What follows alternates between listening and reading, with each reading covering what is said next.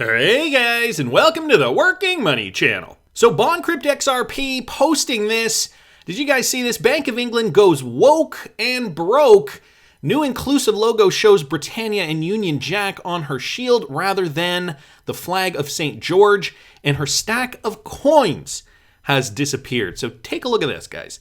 The old logo here, flag of St. George, and they've swapped that out with the Union Jack.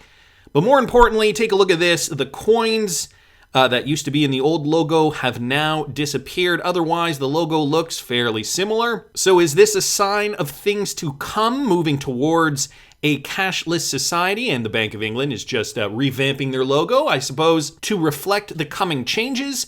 I'm not going to read the article, but I will link this in the description for those of you guys who want to read it.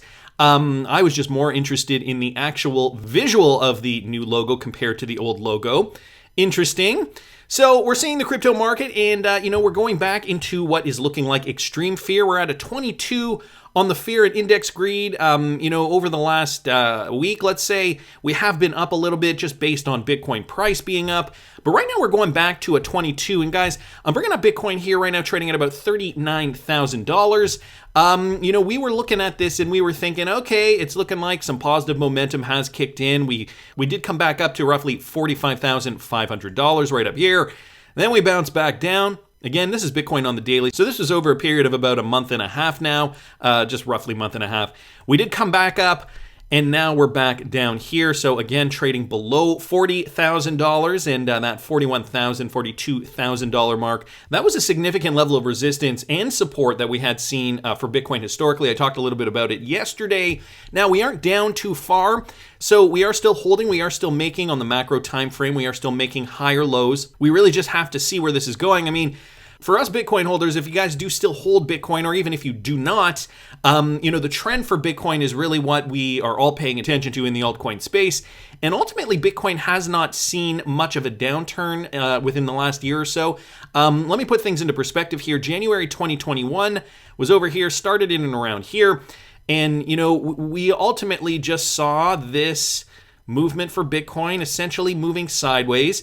Nothing really out of this range here. So all-time highs, of course, were hit for Bitcoin. But this range just kept holding. We didn't really see much under $30,000 for Bitcoin either within the last year. And so we're up here again at $39,000. Interesting to say the least, considering, when we look at Bitcoin, we saw that huge downturn. And even today, we are seeing a bit of a red day. When I bring up XRP on the daily, we can see XRP is up a little bit. So 0.745 cents. So that daily candlestick for XRP, you can see, is in the green. XRP getting very, very close to maybe being perhaps one of the only cryptocurrencies in the United States which will have regulatory clarity very, very soon. I'm also going to just bring up this real quick. Charts BTC, this coming from him on Twitter. Zoom out. This is the Bitcoin trend. So guys, again, slicing up the Bitcoin trends in terms of their halving. So the first halving, second, third, and fourth, which has not yet happened. And so you can see the halving usually happens in the middle of a cycle. You can see that from back in 2013, back in 2016, of course in 2020, where we saw the first leg of the trend start up in mid-2019, if you want to consider that. We did see that Black Swan event in March of 2020. And sure enough, what they're suggesting here is that the halving happens in the middle of the cycle. And if we are to expect that the next halving, so when is the next Bitcoin halving? 2024. The mining reward keeps halving every year. And so we are expecting the next halving to happen in early 2024. So to me, that also means that we are still waiting for that next and final leg up with regards to the Bitcoin price. This will ultimately, hopefully, bring altcoins up along with it. And, then the cycle continues. A bear market for a little while, perhaps concluding sometime in 2023, and then the halving in early 2024. That would be the demarcation, according to this logic here, the demarcation of the middle of the next upswing. So interesting perspective here. I wanted to thank Charts BTC for posting that. We've got some Ripple partner news here too, guys. T-Hole Benedict XRP posted this. This has to do with the company People. I just talked about them recently. People CEO makes case for blockchain when sending cross-border payments. So there was an interview with Antti Arponen. He is the founder and CEO of United Arab Emirate-based digital payments platform People, who is Ripple-enabled. He said that there's still a need that mobile money providers or banks have not been able to meet for customers in these developing regions. He focuses primarily, the company focuses primarily on the Middle East. With mobile money, for example, customers cannot pay for a subscription or activate a credit card, while on the other hand, it is not necessarily easy dealing with expensive and inconvenient bank accounts for those same purposes either. So there's a massive gap of about 800 million smartphone users who just need to do these daily business as usual payments, like subscribing to Netflix, so on and so forth. And there is a gap there that the company is trying to help fill. So this is what he told Payments in a recent interview. Though People is a blockchain on-demand liquidity solution, Arpanen said the fintech startup provides digital payments and financial services for smartphone users, enabling them to make online cross-border transfers without the need for a bank account or credit card using blockchain technology. So this is one of those companies that is realizing that there is a problem. They want to fill that gap, similar to what Flutterwave, another Ripple-enabled company, is doing in Africa with the underbanked and unbanked population, right? We got to remember, some of these people do not have bank accounts. A lot of these people are working, though, and so what do? Right now, they're using cash, but there is, as we know, from, just off the top of this video, the change of logos from the Bank of England, there is going to be a move away from cash. And, these blockchain payment companies, they are realizing this. So they are leveraging Ripple technology in order to address this issue, not only considering people who have money, but also people who may need another solution for this gap that he talks about. The 800 million smartphone users who just need to do daily business as usual payment transactions that just need a simple solution without high fees. So RippleNet enabled, of course, the company People, seeing the benefits in that and servicing this Middle Eastern region. Wanted to thank T. Holbedic for posting that. I also saw this, guys, from the Wrath of Kahneman. Now, this Novati report just came out last week. It was at the end of February, actually. Novati report from the 28th of February, full of good stuff. Expanding profitable already, Ripple partnership, expansion in the EU via Verve, ATX acquisition, 20% stake in Recon Limited, with an eye towards integrated payments, near an Aussie banking license as well. So interesting expansion of the Ripple partnership. This has to do with Novati. As we know, they did expand it to Thailand. This partnership is now generating revenue in the two countries, Thailand and the Philippines. Discussions are continuing between Novati and Ripple to launch services in further new markets across Southeast Asia. So Novati really taking advantage of this partnership and moving quickly. It sounds like Novati as a company, they are one of those go-getter companies that really want to permeate the Southeast Asian region. And it sounds like they're doing it right now in Thailand and the Philippines, and just based on this report. The report is here. I'm just giving you guys the highlights, but I will link this in the description if you guys want to read further. It does sound like they are making big moves, leaps and bounds towards perhaps taking up a larger market share of that region. And of course, they likely have Ripple to thank for that. Wanted to thank the Wrath of Kahneman, though, for posting that. And Citizens of the Future, bringing it back to the United States, he says, "Hey, citizens, I did some research on Volente Tech and put this image together to show you guys some insight into how they can settle payments with RippleNet, XRP, and other payment rails." So we know about the FedNow instant payment solution software, but for those of you guys who would rather see a visualization of how that works, Volente integrated with FedNow, but of course, here's just a detailed spreadsheet courtesy of Citizens of the Future at Utility Theory on Twitter. Volente US real-time payments as a service, Volente SEPA instant payments as a service. So this also connects to the European Central Bank, let's not forget, the clearinghouse, RTP, EBA clearing as well. And so over here, I'm kind of jumping all over, but you guys can see this. And again, I will link it in the description if you want to look at it in more detail. Corporate to bank automation, beneficiary PayLink, Open Bank, and PSD2. So these are all processes that Volpay can conduct. Real-time payments, cross-border payments, of course, Payment Hub, omni-channel pre-processing, global clearing gateways, so on and so forth. The ISO 20022 integration will definitely play a large role in that. So you can see Volente, very important to transfer funds, especially from the PayNow platform. They are Ripple integrated. They have been for a few years now. So this is just one arm of the many that we are going to see within the financial structure where we are going to see RippleNet utilized for payments, big and small. We have the retail end, we have the institutional end, and that's, I think, where we're really going to see big movement flows. High value payments at the institutional level. I can't wait to see that. Citizens of the Future, thanks so much for posting that. And so I've been seeing this tweet float around. This is an older tweet from Vitalik Buterin from right after that time when the SEC decided to sue Ripple. And, it's getting criticized because there's a lot more information coming out. Vitalik essentially says, looks like Ripple and the XRP team is sinking to new levels of strangeness.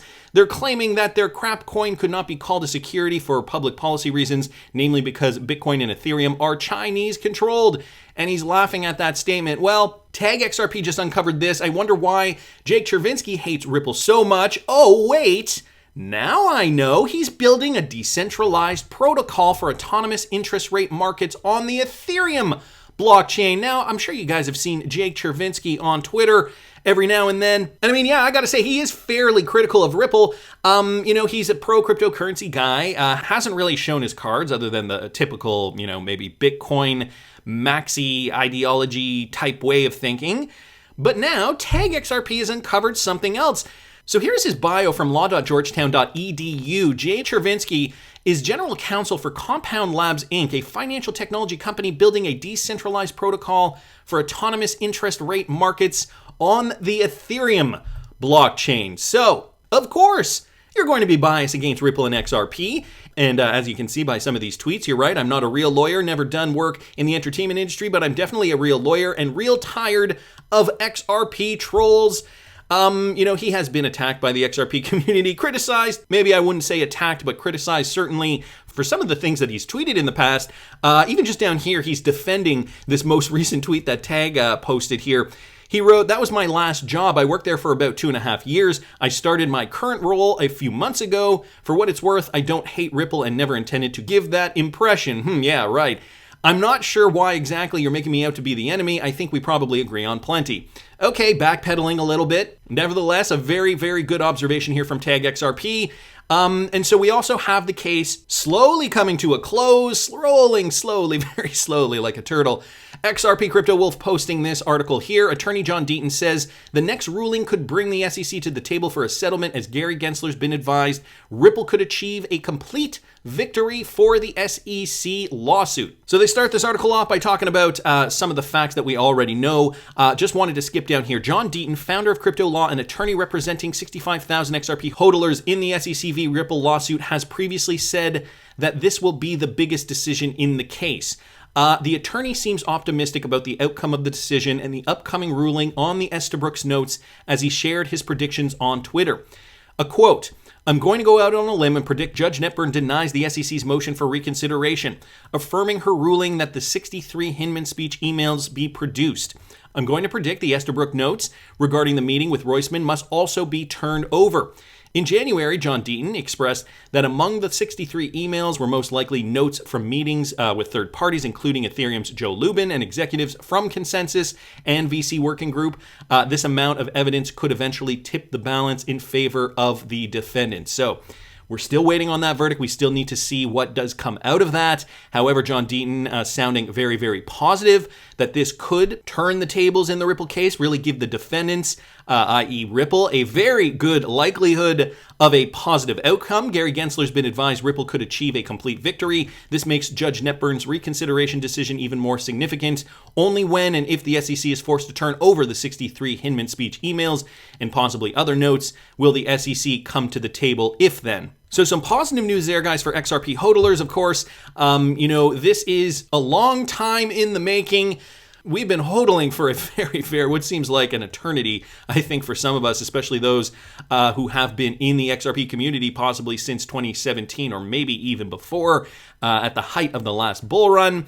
So we're seeing XRP move a little bit, even since I started recording this particular video. It's now up about a penny to about 75.5 cents. And even just taking a quick glance at the crypto market cap here, you can see XRP, the only cryptocurrency right now in the top 10 that is in the green, up 1.23% in the last 24 hours. You can see everything down significantly, 6%, 3%, 4%, 7, 2, 4, 5, so on and so forth. So XRP up 1.2%, and we'll pay attention to this, see how this outcome plays out.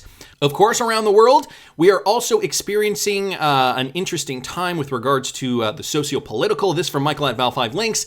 Russia's invasion of Ukraine results in surge in trading activity on crypto exchanges. So this can be very localized.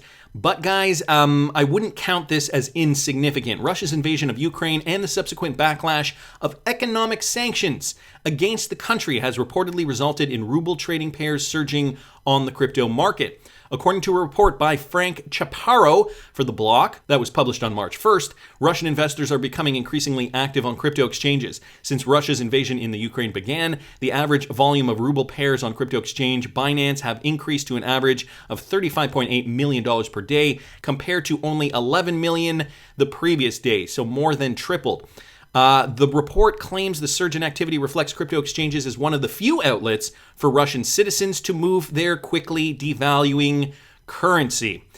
Now, guys, this is the Russian ruble, and, we talk a lot on this channel about inflation, hyperinflation, and what that could mean for Western economies, what that could mean for Western currencies.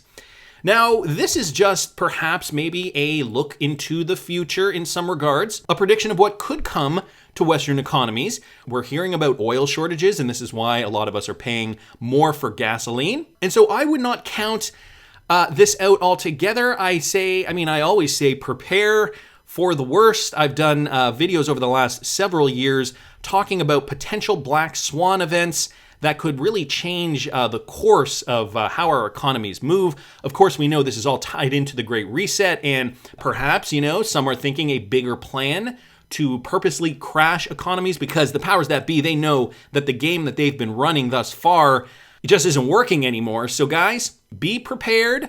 Always have your cryptocurrency safe as well. We talked a little bit on this channel about, the fact that governments and countries, and it doesn't look like Russia's doing this. I mean, if I do have some Russian viewers watching the channel, please do let me know if I'm incorrect, but it doesn't look as though the Russian government is choking off those on and off ramps for their citizens to purchase and or to sell off their cryptocurrencies from Russian exchanges or even exchanges that are allowed to operate in Russia. So I could be wrong about that. Again, correct me if I'm wrong down in the comments if you guys do know that for a fact. It is interesting to see that this is happening. Always be paying attention to what is going on in the rest of the world because, guys, it is going to affect us. And Raoul Pal mentioning this is unmissable. I can't quite process it all, even if he is only half right. This situation is far, far bigger and more dangerous than I had factored into, even with a low probability. So what he's retweeting out here is Real Vision's tweet, "Did you miss today's episode of the Daily Briefing?" And they highlighted here one of Raoul Pal's tweets. Let me play you guys this clip, and then we're going to talk a little bit about this. Yes, this has to do with what is going on with the world, and perhaps something we should be preparing for.